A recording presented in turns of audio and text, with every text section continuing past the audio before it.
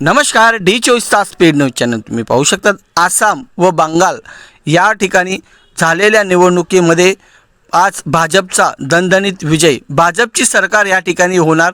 ममता बॅनर्जी त्यांच्या या ठिकाणी हार झाल्यानंतर भाजपने पूर्ण भारतामध्ये जल्लोषाचा कार्यक्रम आयोजित केला। तसेच महाराष्ट्रामध्ये धुळे जिल्ह्यातील अनुपभैया अग्रवाल व गजूभाई अंबेडकर तसेच किरण तात्या जोंधळे यांच्या माध्यमातून आज जल्लोष करण्यात आला। यावेळी त्यांची प्रतिक्रिया।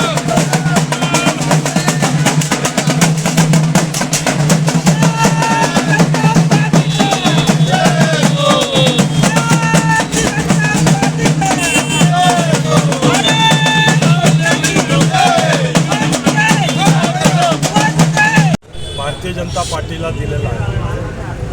मुखर्जीचं जन्मस्थान ज्या ठिकाणी त्यांनी जे संस्थापक आहेत ज्यांनी एवढंसं रोप त्या ठिकाणी लावलं होतं आणि आज तो एवढा मोठा झालेला आहे आणि हे सर्व त्यांना नमन करतो।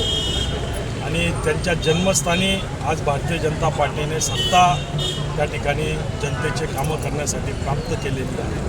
त्याबद्दल आदरणीय मोदी साहेबांचं, आदरणीय अमित साहेबांचं, आमचे राष्ट्रीय अध्यक्ष, सर्वच भारतीय जनता पार्टीच्या कार्यकर्त्यांचं मनापासून अभिनंदन व्यक्त करतो। आज आम्ही या ठिकाणी जिल्हा अध्यक्ष असतील, महापौर असतील, आम्ही सर्वजण त्याचा जल्लोष करण्यासाठी या ठिकाणी उपस्थित झालेलो आहोत आणि मोठ्या प्रमाणावर पूर्ण भारतात हा जल्लोष केला जात आहे। कारण की आता पश्चिम बंगालमध्ये कुठल्याच प्रकारचं दादागिरी गुंडगिरी राहणार नाही, त्या ठिकाणी जनतेचं राज आलेला आहे। आणि आसाममध्ये सुद्धा आणि पोंडिचेरीमध्ये सुद्धा भारतीय जनता पार्टीने मोठ्या प्रमाणावर यश संपादित केलेलं आहे। त्याबद्दल मी सर्व भारतीय जनता पार्टीचे कार्यकर्ते, सर्व नागरिकांचं मनापासून अभिनंदन करतो।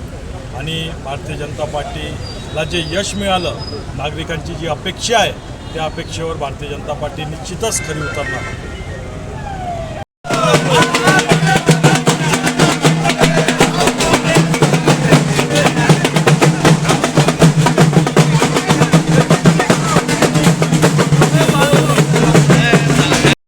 यावेळी धुळे जिल्ह्यातील संपूर्ण भाजपचे कार्यकर्ता व महिला व महापौर यांच्या माध्यमातून या ठिकाणी जल्लोष करण्यात आला। कॅमेरामॅन निलेश ढोलेसह जॉनी पवार, डी24 स्पीड चॅनल। जय हिंद, जय महाराष्ट्र।